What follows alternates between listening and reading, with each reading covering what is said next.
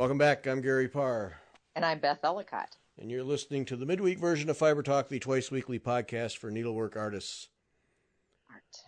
Tonight, Cindy Baldwin will be with us for the Stitch Hour, and that is the show that 2 or 3 weeks ago when YouTube lost its stuff that we did not do. So we'll be doing that. So we'll be looking at some of Cindy's work and have some Gay Ann Rogers giveaways. So join us for that, 8 o'clock Eastern on the YouTube channel. And Sunday, oh, that was fun. Sunday is Jen Goodwin. That was a fabulous, fun podcast to record. Yes, Beth joined me for that. Jen Goodwin from England, Blackwork. Oh, that was fun. So don't miss that. Do not miss that. That is a good one. Learning about blackwork from Jen and hearing about the mill that she works in and all the other artists there. And her book. She has a new blackwork book that you want to get. If you're at all interested in blackwork, it is an excellent book to latch onto. Just out here in the last few weeks. So, matter of fact, she just got her, when we recorded the other day, she just got her shipment in and was packaging them up to go out for the pre-orders. So it's fresh off the deal. But yes. Yeah, Sunday, join us for that. Jen Goodwin, beautiful blackwork. Holy smokes. We get to, what is that? Reverse black. Yeah, reverse blackwork. Which is not reversible blackwork, which is what I originally thought it was, but it's reverse blackwork. Yep. Stunning. Yeah. So be sure to listen Sunday. That's a good one. And I just offer, once again, I say that, and people are really doing that. These podcasts, which are audio only, the best way is to get a podcast app, one built into your iPhone, and Stitcher is the one that most people use on Android phones. Just get that and subscribe to Fiber Talk, and then you get the podcast automatically, and they download to your device, and then you can listen to them anywhere, and you don't have to stream them. You don't have to be connected. That is absolutely the easiest way, and you have an option to save them if you want to listen again. And that's what these are designed for. These are true podcasts. They're designed to be listened to on devices, phones, tablets, whatever. You can go to the website and listen, and you can certainly go to YouTube and listen on the FlossTube channel there. But the easiest way and the most convenient and most flexible is to do them through an app, and that's where the vast majority of our audience is at. You know, if you look at the numbers on YouTube, how many people listen to a show, it's just a few hundred most of the time. Sometimes we get 1,000, depends on the topic. But the vast majority, 25 to 30,000 people every show listen. That's the way to do it. So give that a try. You'll like it better. I guarantee you. Mm-hmm. That's nice. I actually know how to do that now. What's that? I now know how to do that. So yes, It is nice to do it on that. Yeah, it just makes it convenient. And then if you're out like for you, you're out for a run, you can just plug in and go, and listen. Right. Or if you're out in the garden, you can listen. You don't need connection to the internet. Just do it. Yeah. Right. Makes it nice. A lot of people listen in the car. Save up a bunch of them. Go on a trip. Listen to them. Drive your husband nuts. That's right. Perfect. Yeah, it's a 1-2 punch. Turn that off. How many of those do you have? Yeah. Yeah. What is there? There's 300. We're coming up. Won't be too many more months. We'll have 400 shows. Yeah. Oh wow. Yeah. That's great. Because this is 175, and we're in the 180s. No, 190s with the Sunday shows. So, yeah. Yep. A lot of them. Lots of listening pleasure. Yeah. Yep. A lot of people from all over the world. It's pretty cool. It's been fun. All right. Now, the big thing for us today is we've made major strides with our Spring Hill Stitch Along, the Spring Hill design by Karen Kluba, Rosewood Manor, that is starting on January 1. So join us for that. If you have never done a Spring Hill or a Rosewood Manor Karen Kluba design, or if you've done them and have not done the Spring Hill, save some of your Christmas money and join us starting January 1 for the Stitch Along for the Spring Hill design. This is just a gorgeous design, and the first in a series that will be each of the seasons. So let's see. So we'll have a live show at 2 o'clock on the 1st. So New Year's Day, we're going to have a live show, 2 o'clock. So while everybody else is watching football and you're bored out of your mind, we'll give you an hour break there. Yep. I'll have football on in the background, but yeah. And my family's going to be comatose from cinnamon rolls, so they should be fine. So. There we go. They'll be quiet. Yeah. Yeah. Okay, and now this Stitch Along, sponsored by Needle in a Haystack. Kathy Ray, Needle in a Haystack, is sponsoring this Stitch Along. And so she's going to be your source for kits. And I think this is cool. Now, when Karen Kluba did the design, she did it with Sullivan's threads. So the whole design is Sullivan's threads, and she also has a conversion for DMC in the chart.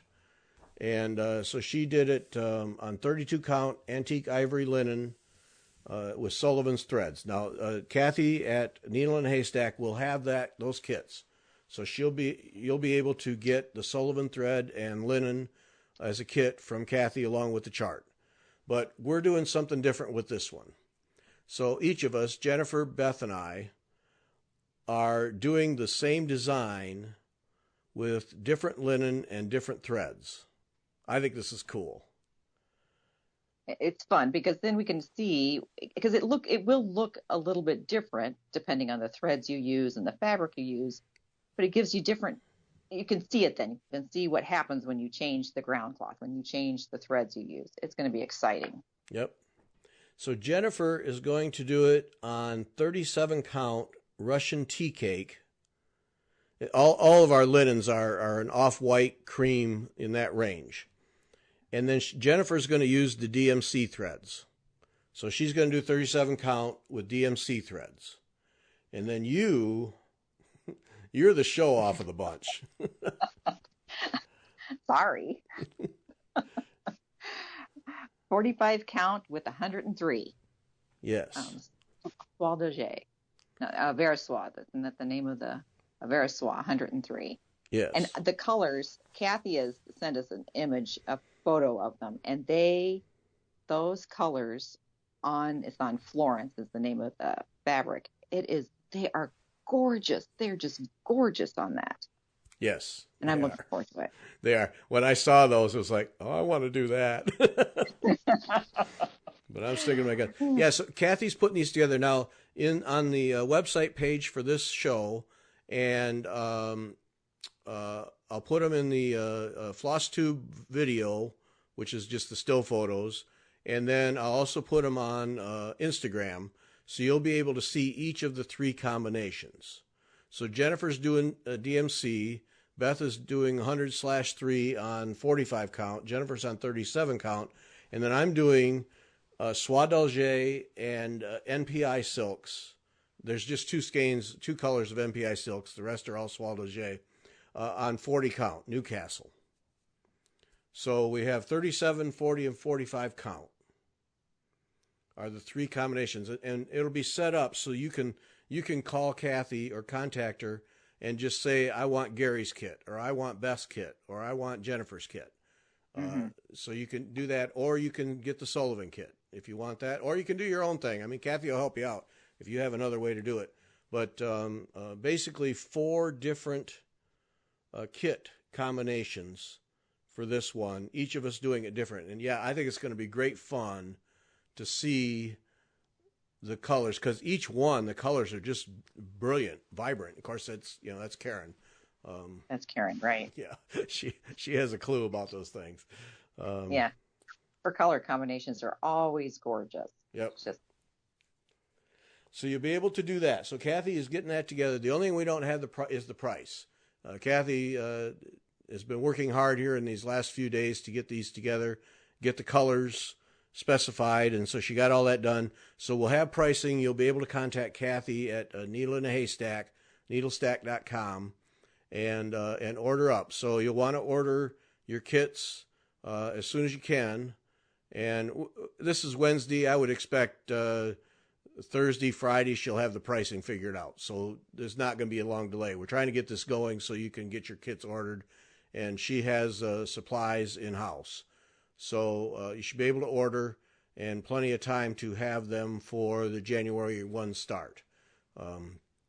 So contact her, and you can get any of those three. And then she'll have a page that will show the colors too. So you'll be able to decide what you want to do. But I think it's fun because not only is it 3 different ways of doing it, but it also is 3 price points. And I don't know what the price points are going to be, but DMC obviously is going to be less expensive than the 2 silk combinations. But right. So that'll help people too in deciding what you want to do. Right. Yeah. Right. So this is going to be fun. It is going to be fun. I'm just so looking forward to starting this. I'm like, okay, I know I have scroll bars somewhere in the house that should be the right size. So I need to go dig those out. I'm just already planning in my head about what I need to grab to start this project. Yep. Same here. Actually, I'm scrambling on Hannah Longstreth. Actually, I'm not scrambling. I'm really cooking along here. But I'm kind of eyeing maybe having that done by the end of the year. I think I got a shot. I'm a motif away from being halfway done. And, so if I can get it, so that's going to be my extra goal, is to get that done and off the scroll bars so I can put Spring Hill on it. So, that's a good plan. That's a good plan. Yeah. And I was looking at it before we started to record this. I was looking at the Spring Hill design, and Karen's designs, Karen Kluba's designs, just in general, she does big designs. I mean, she doesn't deny that for a second. She does big designs, but this one in particular, when you see it, and we'll have pictures on all the things that go with this thing. We'll have a picture of the thing. You can do the top half. It's designed that you can have a beautiful piece just doing the top half, a really beautiful piece. Yeah. So if you say, I don't want to do something that big, just do the top half, because it literally is cut off. There's a band at the bottom with a line of stitching underneath it that defines the bottom. So you would definitely have a very nice horizontal piece. Very attractive, all the colors that she used, and only have to do half the size of this thing. So if that's something that slows you down is the size of it, then take a look at that. Right, and if you're not doing the bottom half, that's the hill, which is solid stitching, right? Yeah, it really is. Yeah, that's a big chunk of solid stitching. Yeah. So that would save you a ton of time. It's like, I don't want to commit to anything that big. Then if you just did the top, you'd have a really, again, like you said, a lovely piece, and you wouldn't have all that solid stitching. Right. But it is gorgeous. But that's interesting, solid stitching, because you look at that and you go, wow, that's a ton, because that is a big expanse of solid stitching. But is it really? Yeah, there's a lot more stitches because there's no open space, but it's solid stitching, so you can just go. Right. Sometimes I think that's not a horrible thing. And I did a Christmas stocking a couple years ago, and it had a blue sky. It was solid, and I found it very relaxing. I would put on a CD, I'd listen to a tape, and I'd say, I'm going to stitch for an hour on this. And you just kind of went, and you got an hour done. You say, okay, I've done an hour of sky. I can move to something else. And that's probably what I'll do with the hill. I'll probably say, okay, I'm going to work on this for an hour. Okay, I've done an hour's worth of work. I can put it down for a little bit, and I can work on something else. Yep. Yeah, you just load up a bunch of needles with the color you're going to do and go. Mm-hmm. Yep. Right. So I never look at those solid stitched areas as terrible things. Some people freak out and go, "Oh, that's so much stitching," but yeah, same reason for me. Yeah, just sit down and just go. Yeah, it's just kind of it's nice. To me, it's relaxing. It's a nice relaxing area Yeah. when you have solid. Yeah. You're not checking the chart. You're not counting. You just go. No, Yeah. you just go. So, all right. So that's coming up now. We'll Kathy will have that a page for that. She said she was going to put a page together, and you'll be able to order. And I think she's not indicated she's lacking anything in terms of threads or linen. So you should be able to order and get it shipped to you right away, and be ready to start with us on the 1st of January. Excellent. Oh, new project. Yep. And then, because now you're the highest count at 45. So what did you say that design size was? Okay, I plugged it in. It's 8 3/4 by 11 1/2. That's a nice size. That's a beautiful size. Yeah. It's not huge. It's a nice size to frame up. The question people have is, can you see that 45? And last year, I think sometime, Kathy at Needle in a Haystack offered something she called silk samplings, and it had three different counts of linen in it. And I don't think they're all the same, but mine had 40 46, 50 55, and then 53 63. And then it had the 100/3 and the Soie Surfine. Is that what it's called? Yeah. Anyway, and all I did is did a little test swatch on each of those pieces of linen, because I thought, ooh, if I'm going to do 45, I better make sure I can see this. I'm getting up in age, but it did. I loved how it looked with 103 on the linen I had. I could see it. It stitched up beautifully. I thought, okay, not a problem. When I moved up to the 53 63, I thought, there's no way I can see this. I'd need better magnification, another set of glasses on my nose, something to see this.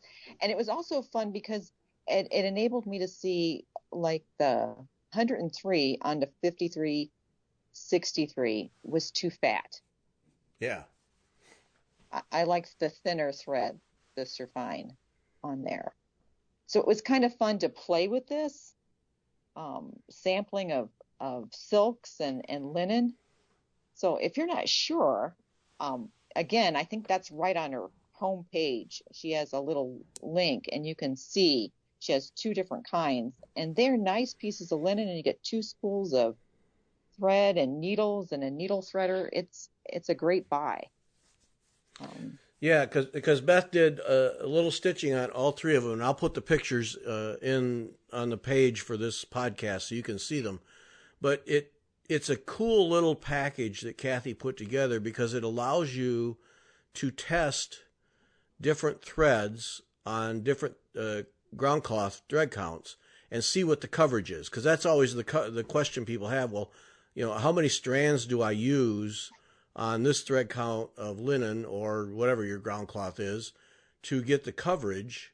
And then, of course, people will say, well, it depends on what you want for coverage. And right. And then, it's always go test it. Well, this is a kit that allows you to test it and right. and see whether it's, like you said, the thread is just too fat. It's too thick, and it bunches up, and it's because you can get on too fine a count with linen and the fat thread, and it's hard to stitch. Right.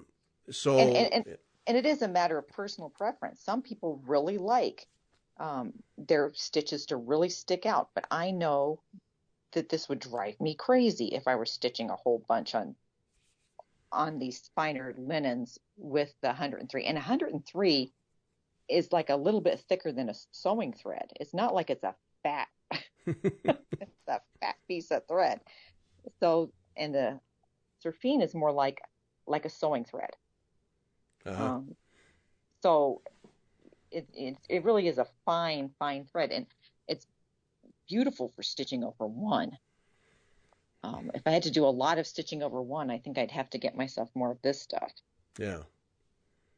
Yeah. But it's a good way, and then because everybody's different. Some people, you know, they like it plump, they like it high on their linen, and then other people are like, no, no, no, no, no. So it's a good way to experiment on Right. that. Yeah, some And the, people like to see the X, like to right, actually see the X and have ground cloth peeking through. Some people prefer that look, and you can have it however you want it. And that's where right. the testing and the what if comes in. You know, if I try this on this, how does it look? Do I like it or not? And Hmm. yeah, it's everybody has their preference, and this is just really cool. When you did up the little samples, it's really illustrative of the differences that you get and the look you get, and so you can just test a little bit. Yep. Right, right. And she did give a nice big piece of linen for each of these. There are 9 by 9 little squares. They are big enough to stitch a small motif on if you decided, well, yeah, I really like this linen. I don't just want it sitting in my stash. You definitely stitch something on it. I mean, it's a big enough piece to do something with. It's not just like a 2-inch square, which is what I actually thought she was going to Yeah, a send. little patch. Right, right, just enough to try. But this is fabulous. It's enough to actually stitch something on. Now, And what does she call those? she calls them silk samplings. And there's package 1 and package 2. And the one I used was package 1 because I think the other one is um, lower count linen. So you've got like, I think maybe 32, 36, and 40 in that pack. Mm-hmm. And then different sizes of silks because you use a heavier silk then with the lower count linen. Right. Oh, yeah. So between the two of them, then you get the full range. Then. Right, right. And you could really see what do I like. So it's really truly a tool. If you think about it, it's truly a tool if you buy both of those that you Hmm. can use for every project. Right, right. And it's nice to know because I was really curious. Could I stitch on something that's 50, 55, or the 5363? The 5363 was a little too fine for me. If I decided I wanted to do something that fine, I really would have to consider changing magnification on my glasses. I'd have to go up a strength on what I use for magnification. I would definitely be making sure this was really tight in a frame so I could really see the threads, getting it a good tension on where I don't necessarily need it for 40 count and I don't always pull as tight as maybe you do. Yeah. Because I can see it and I don't like to have that much tension on my linen. Yeah. But the 50-55, which was the Kingston linen, that was nice. I could see doing something in this linen because it wasn't that hard to see. And Mm-hmm. all linens are different too. Yes. Um, you know, Zweigart versus Legacy. This is Kingston linen, which is also different. So there's all sorts of differences in the linen, and you need to see, well, do I like stitching on this? Do I, Yeah. what's my The weaves favorite? looser, the weaves tighter. Hmm. Yeah. What is it that you like or don't like? Yeah. And especially if you're stitching a large project like Spring Hill, you want to make sure you like what you're going to stitch on. Yeah. Yeah, that'll This is go in that old basket. that's right. It's not going to ever get finished. It's Yeah. never going to get finished. But that's So, just a really cool thing that she offers, these kits. hmm. So, and then we had somebody ask about when you vary from what is called for, what the designer called for. Like for instance, Karen in Spring Hill calls for 32 count antique ivory linen, and everything is over 2, and then she uses Sullivan's threads. And so 2 strands. She used 2 strands over 2. 2 over 2 is how she stitched that. So, okay, that's fine. And but then what if I want to go to a finer linen, or I want a different color of linen and it's only available in this thread count, or for instance me, I don't want to stitch with 2 strands. I want to stitch with 1 strand, so I go right to 40 count. And so then I had a question from a listener. How how do I vary from what the designer has called for? And and there's several things, because the first thing is, how big of a piece of linen do I have, and what do you use for that? I use Yarn Tree. If you do a Google search and put in cross stitch calculator, Yarn Tree cross stitch calculator comes up, and then you just fill in it has fields for you to fill in. So you put in the stitch count, width and height, and then you put in your the linen count. So like I'm using 45 count linen, so I plug that in, and then it suggests that, like, if you're using Aida, that's normally over 1, but if you're using linen, that's normally over 2, and they suggest that you should move that to a 2 instead of leaving 45 count at 1. And then they suggest margins, and they had 4-inch margins. Ooh, all around. That's generous. So, right. So, and you do have to think about that, and because if you're going to frame a piece, you need to know: am I going to mat the piece? Am I going to leave linen showing? And you need to leave so much to lace it. Right. So I think that's why they did 4 inches. They were leaving room for fabric to show around the piece. Yeah. So you can make that larger or smaller, and then you just hit go, and it tells you exactly what size you need. Yeah, because that's something that freaks people out, especially the first time, is, all right, my design size is 8 by 10. Well, the standard is 3 inches on each side. So you're adding 6 inches to each dimension. So that becomes 14 by 16. 8 by 10 design becomes 14 by 16, because you need 3 inches of extra on either side. And then like you said, Beth, if you're going to leave some space, some linen outside the thing within the frame, or mat it, depending on what you're going to do, you might want 4 inches, and maybe you want to get away with 2 inches. But I would never scrimp. Boy, I would never scrimp. The extra little cost it is for another inch all the way around, or 2 inches all the way around, it's worth it to have that extra. It really is. Right. And the only time I really scrimp on doing a project is if I know I am finishing it, and I'm finishing it as a pillow. I know I need an inch around. Mm-hmm. And that's and I can get away with that. But again, I know that I'm finishing it and I'm making it into a pillow. I would never take that to my framer with an inch around, say, okay, I need you to frame this. Actually, one time I take that back. I did one time. I had someone did a mistake on one of my pieces, and I went to my normal framer. She had been busy, and so I had taken it somewhere else. And I said, is there any way you can fix this? And she was like, I can't believe they did that to you. And I was like, I can't believe they did it to me either, and I'm never going back to them again. But that's the only time I did that. Yeah. Only time. But yeah, so use a calculator like that. There's a way to do it mathematically just with a simple calculator. But to describe it in words is more trouble. It's worse. So just go to Yarn Tree, to the calculator there, and do it there. But that, and so then the question is, well, what happens if I change? So Karen had 32 count? Is that what I said? You'd think I'd keep this open so I could refer to it every time, but I close it every time, see, and then I have to reopen it because I have the chart laying right here. So she said 32 count. So you say, all right, I want to go to 40 count. What happens? Well, it gets smaller. Your stitching area gets smaller. Right.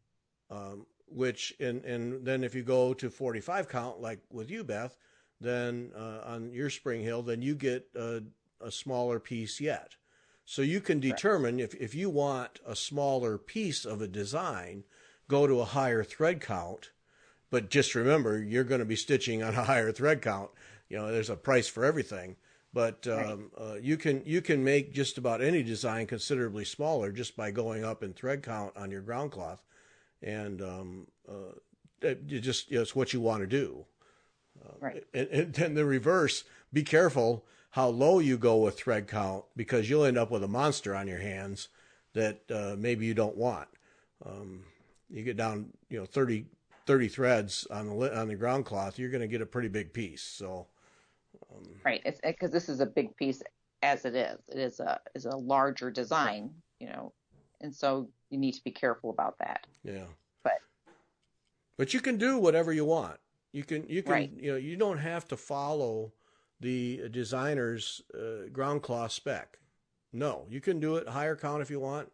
I go to 40 count. See, I always go to 40 count because I don't want to mess with two strands. Right. So I know at 40 count, I'll get nice coverage with most silks and with DMC. I'll get nice coverage at 40 count, and I only have to do with one strand. And so to me, that just eliminates a bunch of hassle. And Right. so that's where I go. And higher than that, that becomes a preference. I just don't prefer to. But for me, if I go lower, and usually around 35, yeah, and this is where you have to test, and this is where those little kits from Kathy come in handy.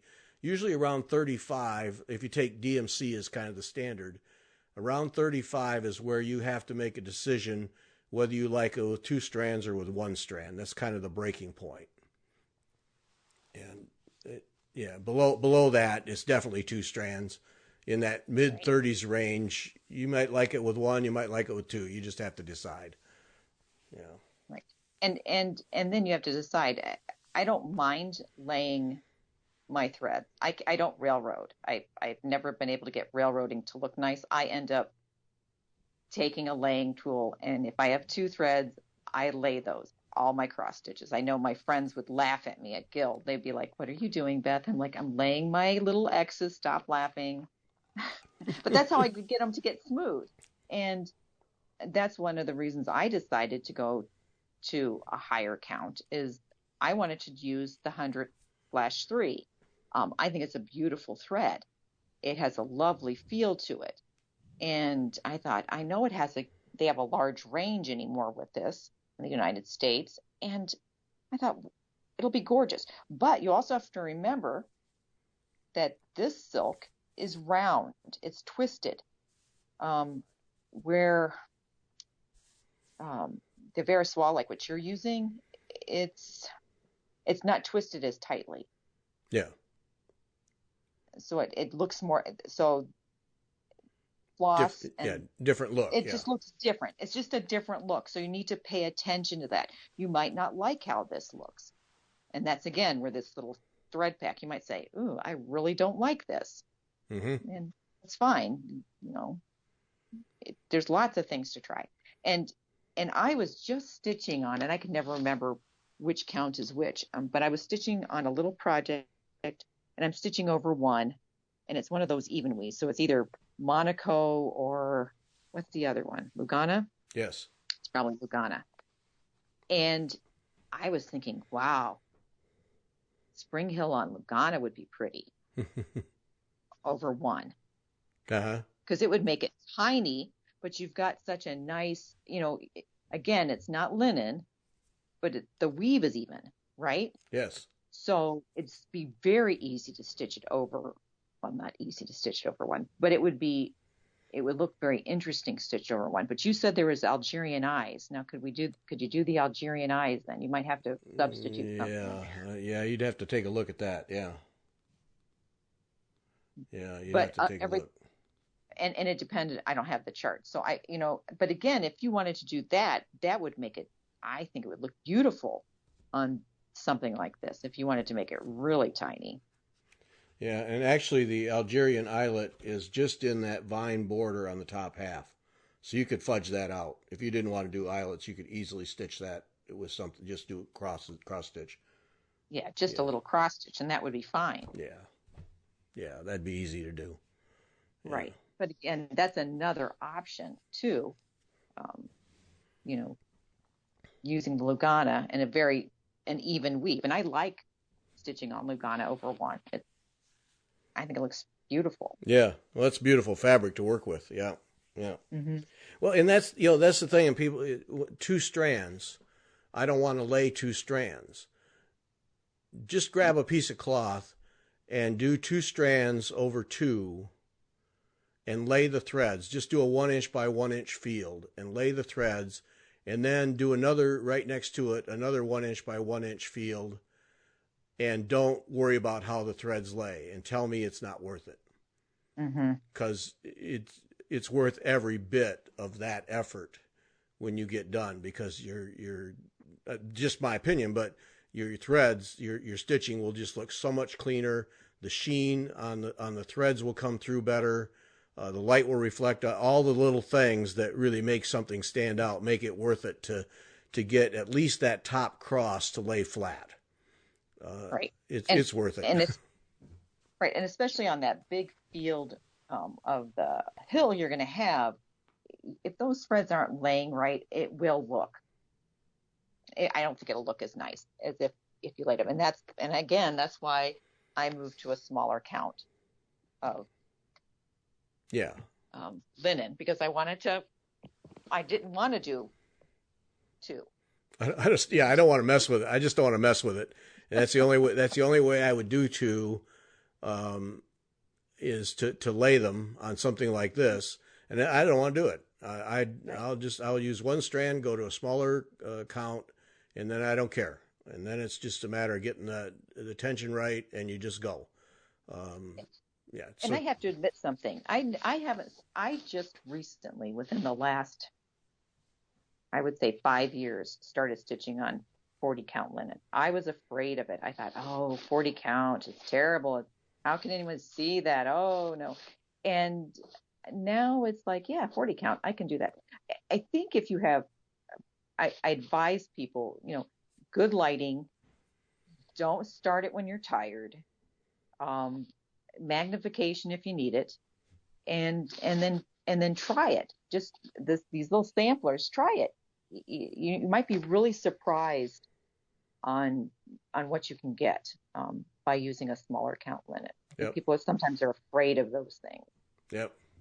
Yeah, no, it really, and your eyes adapt. There's a period when you work on it and you think, oh, this is too small. Then your eyes adapt, and then it becomes fine. It's no problem at all. Right. Right. And if you wonder about stitching on the higher counts, Jean Lee at the Attic, her favorite is that 5360, I think it is called. It's an uneven weave. I think it's 5360, if I have that right. And she will stitch that in a 4-inch hoop, handheld, with just her, I don't know what magnification they are, reading glasses. And she'll sit there with some light. She has some good light, and just stitch away like it's nothing. So, it's not something to fear. Of course, right. Jean has decades of experience doing that, but it really is not something to fear going to a higher count, and you get a better look. See, that's not fair. Not a better look. You get a different look. Yeah. It's a different look. And again, someone was showing where they stitched something, and it was like on, I don't know, those huge counts, like 10 count. And they used 6 strands, and it was a beautiful piece. I think it just depends on what you're using it for, what you're doing. But if you want to try it, it is fun to stitch on the smaller counts. It gives a different look. It's just a different look. Yeah. And And and that's a different look. And I should have never said a better look, because that is not a good use. That is not the proper phrase. It is a different look. And always remember that what you're seeing when you're stitching is not the way you're going to view it. Right. You're going to view it from a distance. You're going to drop it on the floor, stand up, drop it on the floor, and that's going to be your viewing distance. Right. And so keep that in mind too. Right. Yeah, but go ahead. Yeah, and I think even, there's Ada. I know you can get 18 count Ada. I know you can get 16 count Ada. I mean, it'd be big on 14 count. Right. it would be pretty big on 14 counts, and she set it on 32. But it's still, except for those Algerian eyes, the Algerian eyelets, you're you're good to go on it. Yeah. Yeah, 18 Yeah. count Ada, it would stitch up very nice. Yeah. Yes. Yes. Yep. And there's all kinds of colors of Ada. Yeah, oh, that would be, because that, Ada, I prefer linen just because that's the way I am. But Hmm. Ada has that advantage in that it keeps the X's uniform. Right. And that's there's a lot to be said for that. Yes. Yeah. Yeah. Yeah. And so if that's what you like to stitch on, go for it. So you need to do something for the vine. So just make little X's instead. It'll be fine. It'll Yeah. be fine. It'll be beautiful. Yeah, no, yeah, it'll be, yeah, exactly. Yep. So, yeah, so that's it really is just general guidelines, one strand over two or two strands over two, and what thread count, and then a lot of it you just simply have to test. Right. You just have to grab a piece of cloth or do it in the margin and test and decide. So like for instance, you could buy a 32 count linen and say, all right, I'm not sure, and do it in DMC, and I'm not sure if I like two strands or one strand. Just do it in the margin. Just test a Right. little bit and Right. see what you like. Yeah,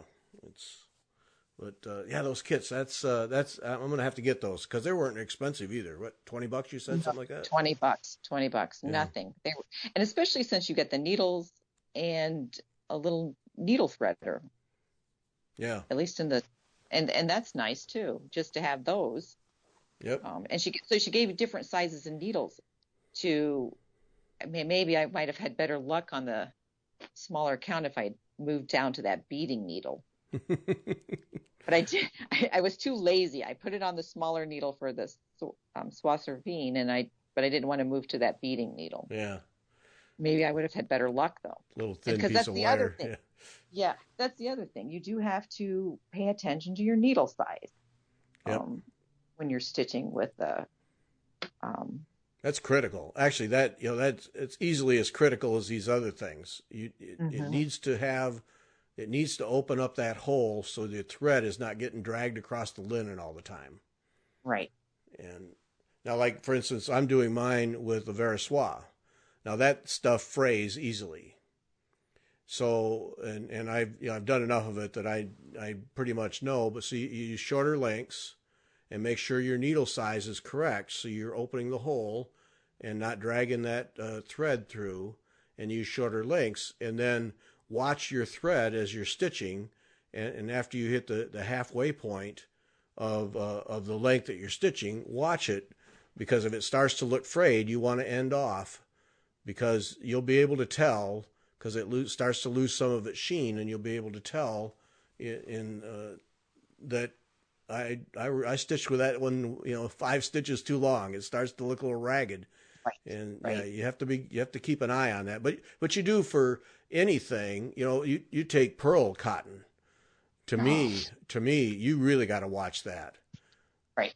That Right. Because it loses its sheen, and then it's like you look at it and you think, well, why did I just stitch that length? That's got to come out. It just Yep. doesn't look. Yeah, So because like that stuff can look ratty in a hurry. Yeah, hmm yeah, you got hmm to watch And that then stuff. the other thing, and you've mentioned this before, is you could have a defective needle. I was stitching with something. I'm like, why is this fraying to death? And I think it's my needle is bad, Mm-hmm. Yep. and Yeah, I get just good haven't. needles. Get good needles. Right. And even if you have a good needle, it Yeah. might, it might be old. It might be defective. Just get another one.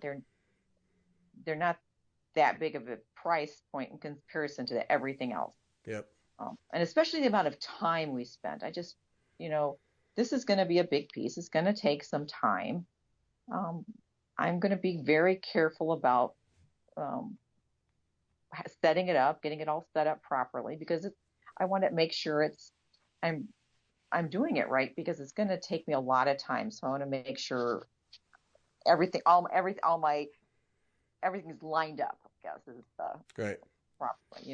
Yeah. And so needles are important. Yeah, they're your tool. What carpenter would do serious carpentry work without a good saw? Right. What needleworker would do serious needlework without a good needle that Right. doesn't have snags in the eye and Mm-hmm. snags along the shaft? You want a good smooth needle all the way around so your thread doesn't get damaged. It's worth it. Right. Yeah. So are you using, you said you're going to use your scroll frame. Right. Have you heard, is Jennifer doing it in a hoop, or is she doing scroll bars, or you don't know yet? I do not know. This size of thing, I would expect she'd do it in scroll bars. Yeah, I am definitely in scroll Yeah. bars. Yeah, no, I'll definitely do scroll bars. Yeah, no doubt. Big piece, because I like it, a big piece I like that. I just like to have it all stretched out, and Mm-hmm. you know, hoop I just hoop just doesn't work for me. and I like hoops even for if it's something I'm going to carry with me, but this piece is not going to be. It's going to have its own little set place, and that's where it's going to be. Right, So I'm right. not carrying that long Yeah, around anywhere. not a travel piece. No, No, no, no. no. It's a little too big. Too many colors. Yep. Too many colors for that. So to whoever that was that asked, whose name I can't remember now, I hope that answers your question about how to deal with that.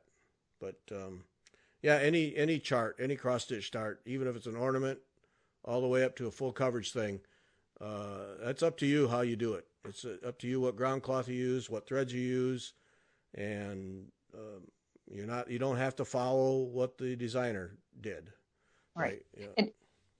And the only other thing I'm going to mention, I know where Karen's colors are gorgeous, but Kathy did say she couldn't get one color in the 103, so she had to switch out something, and I was fine with that. I Kathy's got a good eye for color. Yeah. But that's one thing, maybe, and I don't have the chart, but maybe there's one color you really don't like in that piece. If you could find something that worked, just do a floss toss on top of your linens and change out that one thing. Don't let, I can't think of a color I don't like in that piece because Yeah. I just love it. But again, don't let that stop you from working that piece, because I think it's, Right. you could change out one, maybe you want the flowers to be a little darker color. Well, change that out. Don't let that stop you. Just let it go, match it with the other ones, and you should be fine. Yeah. It was the periwinkle cluster of colors that she was having trouble for me, and but she found other colors that I like actually better, so I was fine with that. But yeah, and that's the thing with your thread ranges too, because you had initially asked about sulky threads, and that thread line does not have enough colors and enough variations within the colors to work. And I had asked her about doing it primarily with NPI silks, and she ended up using two colors in NPI silks, and they had to go to Veriswa for all the rest. And that's the reason that for like reproduction samplers and a lot of things, you find them being spec'd with a Veriswa because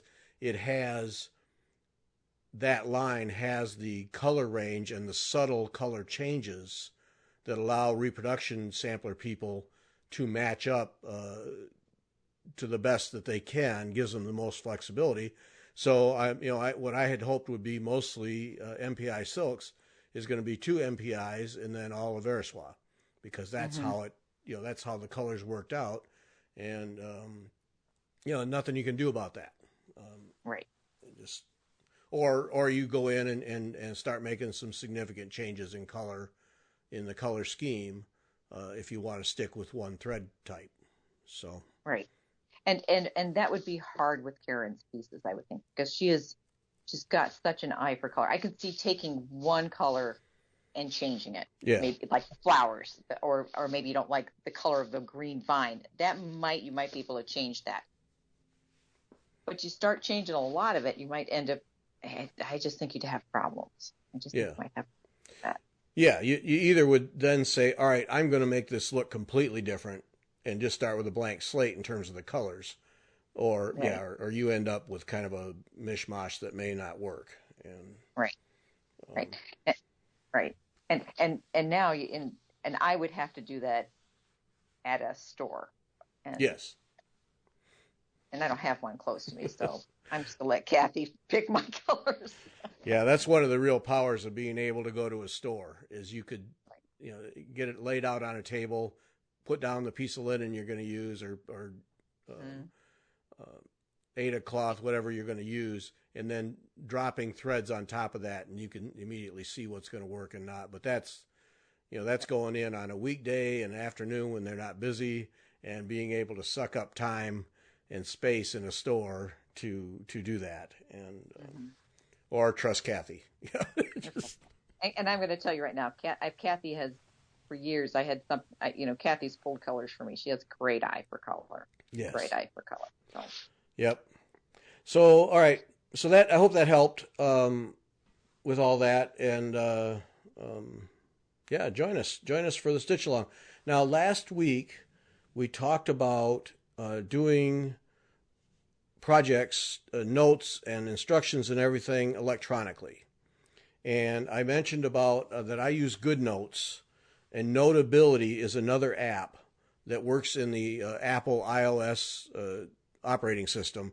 Notability and GoodNotes. I prefer GoodNotes. I think it offers some things that Notability doesn't. So I prefer that. But it did not have one for Android.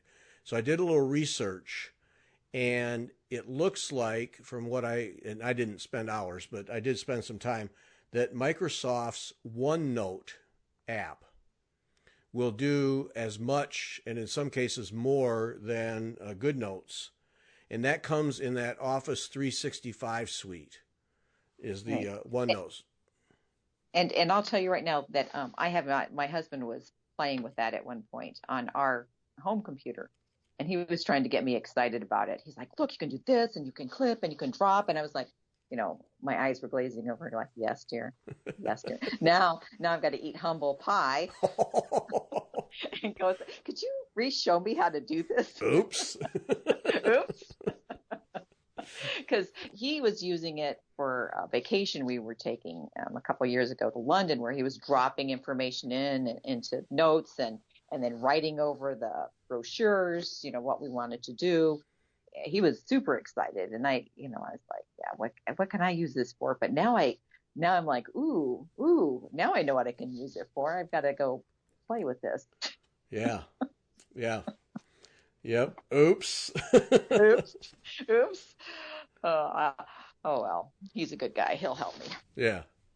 Well, I would But hope yeah, so. so that's a really good one. That one I can recommend OneNote because I know I've seen what my husband has done with it, and I'm sure would work beautifully for our whitework sampler. Yes. Yes. And we're starting that one soon too. That would be the 1st of January. Yes. Oh, mm-hmm, Yeah. mm-hmm. Yeah. Yeah. Just do that in your spare time. You'll be fine. Okay, thanks. Yeah. Mm-hmm. Don't worry. Yeah. Don't get all worked up about it.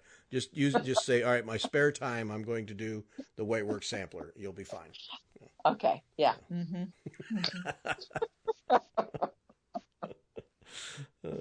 But yeah, so one of the things that you do if you want to learn more about these things, these electronic things, is go to YouTube. What isn't on YouTube? But Right. look up note taking, just note taking, and you could put in, if you're going to use OneNote or if you're going to use GoodNotes, put that in. And there are hundreds and hundreds of videos, and they're all from college students showing how they take notes in class. And just watch a few of those. They're not, most of them are just 15 minutes, 10 minutes, something like that. And you'll start to see the power of these apps in terms of, because these medical students or science students, Right. whatever, they'll have illustrations right in their notes and annotate them. They'll get the slides for a lecture ahead of time and drop them into their notebook for that lecture, and then they'll be able to annotate and write right on them as the lecture is going on, so they aren't sitting there writing 1,000 words a second. You really start to see the power of these things, and then as you're watching those, mentally translate that to whatever project you're working on, and you'll start to see what these things can do for you. And some of these kids, their notes are works of art, literal works of art. And I commented to Marga the other day that if we'd had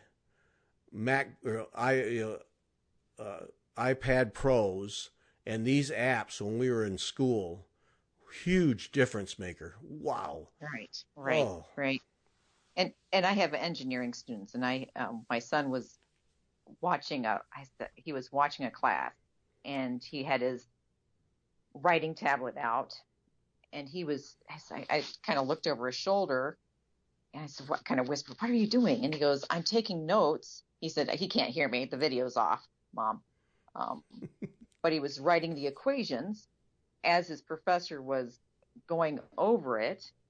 And it was just really cool. It's like, I can see where this would be so helpful in classes and embroidery classes.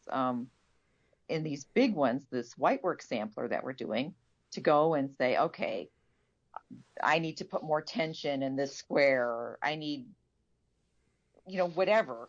It'd be just nice to write it on the PDF itself. Right. And I think I don't know. I'm just excited about it. I just need to go play with it a little bit. Yeah. And there's a learning curve. I mean, there's a learning curve with all this stuff, but, that was the tip I picked up the other day watching a video. Was one of the students that did it gets the slides from the lecture ahead of time. And I think, all right, then I need to go get, if you've got several different stitches, then go get the stitch diagrams as images, drop them in, and then you can mark them up, pull hard here, don't put the needle here, those kinds of things. Right. And it's right there with your instructions and with the diagram, and then you can make notes. You can highlight a thread. For instance, if you're doing a Jessica stitch, here's where you start weaving underneath to make it come all the way around. All those little things that if you work on it right now and then don't get back to it for a month or so, that you would forget and have to relearn. Right there, all illustrated for you. Yeah. Yeah. That's going to be helpful. Worth it. Especially in that whitework class. Yes. Yeah. And the OneNote, the thing about OneNote in that Microsoft suite is anymore, I think, to get, that was the case for me, to get Word, you pretty much have to buy that suite and pay the annual fee or whatever it is. Right. Word, Excel, PowerPoint, all those. Well, OneNote's right in there. So it's not like you have to buy a separate piece of software. It's just built into that suite. And of course, as OneNote, and since it's part of the suite, fully integrates with everything else in the suite. So, that's pretty straightforward if you have that. And most people have that if they use a computer much at all. You got to have Word just to get by as it is. So, right. So anyway, so that was the deal on that for people who use non-Apple products. OneNote, Microsoft OneNote. And it'll work on Apple products too. If you have that suite, it works because that's what I have as the 365 suite, and I have OneNote, and I could use it on an Apple product too. So it works everywhere. So if you already have that, you probably don't need to get Good Notes. I just preferred Good Notes because it's the way I am. Can't help it. He's an Apple guy. Yeah, it's the way it is. Yeah. So, yeah. How come the hour is already up? I don't know. That happened fast. See, we have a list of things. I know. We haven't gotten down to the rest of it. And it's an hour already. Next time. Okay. We'll think of something else to talk about next time. Yeah. Yep. So there you go. All right. We're just going to have to call it there. This is a good breaking point. Anything new would take another half hour. So, Yep. So get that together. We'll post as soon as we know the pricing and a link.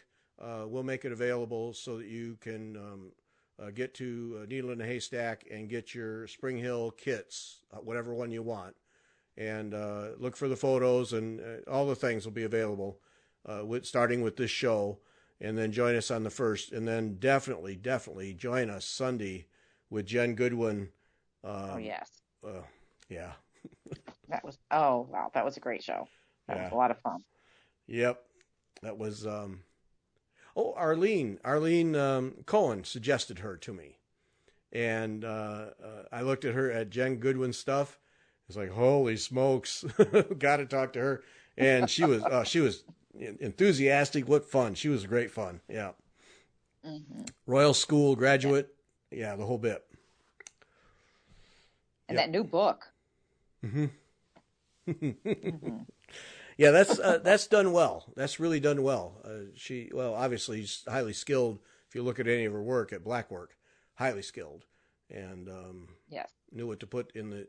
It was the chapter in the back. We talked about it in the chapter in the back where she talked about shading and how to control that. That's the one for me that really stood out because it really demonstrates how and what you can do with black work to create all the shading and the contours and stuff. It's yeah.